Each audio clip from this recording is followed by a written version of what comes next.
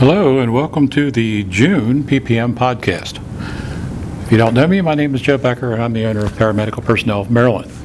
We've been in business for going on 32 years, quite a while, and we've decided to do this now pretty much every month to give you some information, and we decided to change it up a little bit starting this month in that we're not only gearing for our instructors so that our instructors get new information and things that are just put out by the American Heart Association and by some of our other agencies, National Safety Council or American Safety and Health. We're also gearing up for the general lay public to watch this and get some ideas about CPR, what it's all about, what we do, why we do it. Okay? Let me start off by telling our general lay public that all of our instructors, 500 of them in the field, that teach not only here without any problems, but also literally anywhere in the United States and overseas. We are one of the few international training centers that the American Heart Association has. So we have several of our instructors that are in Africa right now teaching classes. We have several of our instructors literally across the US of A, from California to Maine to Florida, doing programs. So a little bit of all over the place. How about that? Kind of interesting, huh? Okay, but we all have one thing in common, is we follow the American Heart Association guidelines. And to make sure that our instructors do follow the American Heart Association guidelines, we actually monitor our instructors. Okay? We monitor them by using Skype, FaceTime, or many of the other things that have come out now that actually give us the ability to watch their class remotely and see them do an entire class.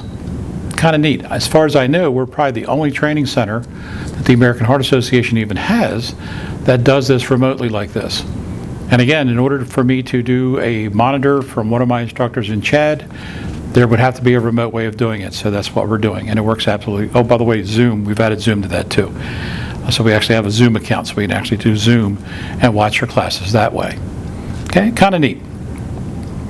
So one of the first things to talk about for our lay general public are the different types of CPR programs that are even available to them for courses they might want to take. The very first one of those courses is Heart Saver. Heart Saver is designed for the general lay public. It's the beginning of all the CPR training programs. And really with any CPR, the bottom line is push here, center chest, blow here. That gives us the chance to make the save when advanced life support arrives on location. Okay, if we arrive way too late, which in many cases is the situation, the success rate is 0. So if a person's lying there for over 10 minutes without CPR being started, success rate is 0. So that's how important CPR is, to get started immediately when the patient goes down.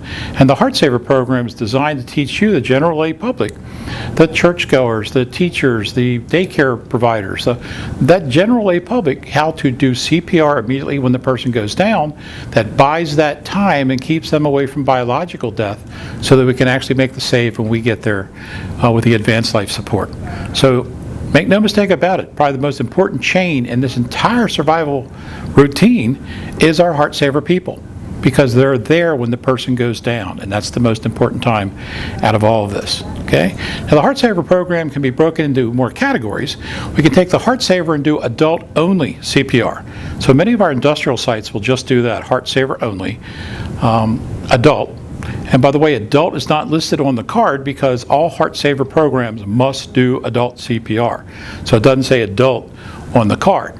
However, you can add to that adult CPR child and infant, which is check boxes. You've done child and infant, and you can actually do first aid as part of this. So you can do adult, child, infant, and first aid on the combo card for Heart Saver. So Heart Saver gives us kind of a large range of what we can do to help that person when they go down. And really, everybody should be trained, at least at a Heart Saver level. Okay? That means you guys out there. Okay? The next level up is called Basic Life Support. Basic Life Support is a little bit more for medical providers. Anybody can take a Basic Life Support class. So even though you're saying, maybe you decide you'll sign up for Heart Saver, doesn't mean if you want, you can sign up for a more advanced class of Basic Life Support. Okay? Basic Life Support goes into a couple different airway systems. One of those is a thing called a bag valve mask. What's interesting is when we do some of our classes for BLS, and these folks should know what this is. This is the bag, this is the valve, this is the mask. That's how it got its name, bag valve mask. Some people will refer to this as an ambo bag. And that's kind of old school. because AMBO was the original people that made these things, and they were used in operating rooms and in hospital settings. But nowadays they're made disposable, and everybody makes them. The difference is, in the old days, the AMBO bags, the early BVMs, were like $300, and these things now are about 22 something. So what a difference in price. By the way, they literally are the exact same thing. Kind of interesting with that, huh? So your basic life support goes into two-person CPR, team concepts, and again is more for medical providers, but anybody can take that course. It's not so difficult that somebody that's a lay public can't take it. They can, okay? So if you say, well, can I? Yes, you can. You can take basic life support. Anybody can.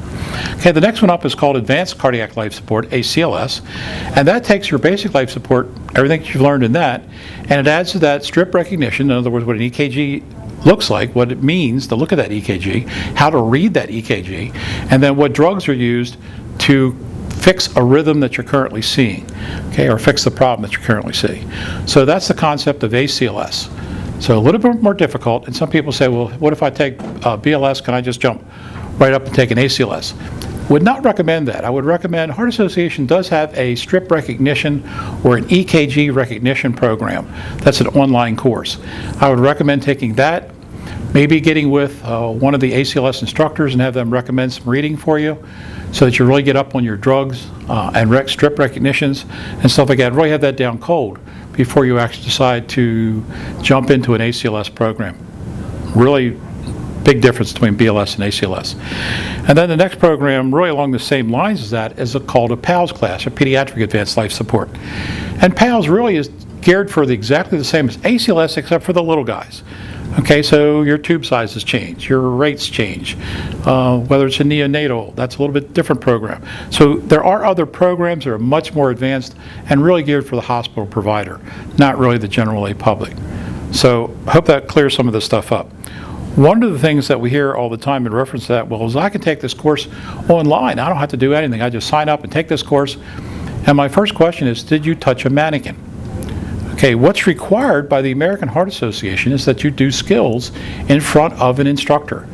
In other words, an instructor's right there watching you do your skills, and you are touching something that looks like this. Okay, so you're pushing here and blowing there.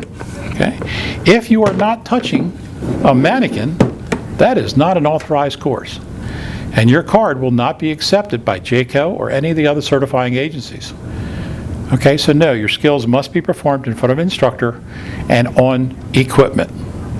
So these courses that say, 1995 CPR, and it follows the AHA guidelines. Well, if you didn't touch a mannequin in front of an instructor, that is not following the AHA guidelines.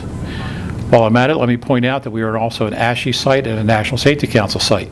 Both those certifying agencies follow the American Heart Association guidelines to the letter. So no, all those you are required to do skills physically on that mannequin. If you're not doing that, then that is not a certified class. Okay, and many times we refer to that as a renegade class, because really what's happening is they're selling a card, they're not teaching the class. And when we find an instructor that's doing that, we have to make sure they are decertified, and that is actually against the law. If you don't believe me, you can check in with the Attorney General's office for both Maryland and DC, because that is part of the requirements. These are licensing. When we issue a card, that is a licensed card. That is by the state of Maryland. That says that you are certified, that you are licensed to do this. So that is nothing to play with. Okay, make sure you follow all the guidelines and you are with a certified instructor taking a certified course. Okay, hands only, compression only CPR. That still comes up from time to time. And compression only is part of the CPR program. It is not anything new. It's not the new CPR. Let me explain. When a person hits the ground, and I always say a healthy person, but then if they were healthy, why are they hitting the ground? But anyway, with that said, they've got approximately 10 minutes worth of oxygenated blood that if you do compression only, you can actually pump that 10 minutes of oxygenated blood through that person. Okay? Once the 10 minutes are up, you're still pumping blood, but it no longer contains oxygen. Not really that good for the patient. With that said, depending on their lung conditions, like a COPD or chronic obstructive pulmonary disease, they would not have as much oxygen in their bloodstream to pump. So it really varies with their lung capacity and things like that of how long this will be good for. But with that said, it certainly takes longer for advanced life support to get on location than 10 minutes. So although compression only works well in some cases, it's not going to work well out in the grass where you're calling 911. There's a delay getting a unit en route to you, and then actual CPR advanced life support provided. So no, breathing is still part of it and still required. Okay, it's never disappeared. Where this works the best is if you're in a facility that has a code team. Then if you did the compression only and the code team showed up in a matter of seconds or minutes, they're going to take over full CPR and everything works just fine. But again, if you're laying out in the grass out there, not good. Okay? Okay, bag valve mask, we talked a little bit about that. Again, what they are. Pretty much looks like I've got most of the things covered. One of the things we're adding at this podcast, something a little bit different, we're going to always try something different each time, is that for our instructors, and our instructors only, the first instructor that emails me, the first and only the first one, that sends me the code word bag valve mask, BVM, where they get spelled out, bag valve mask, will get a little present for watching the podcast. How about that? Who would have thought that you're going to actually get rewarded, but you are.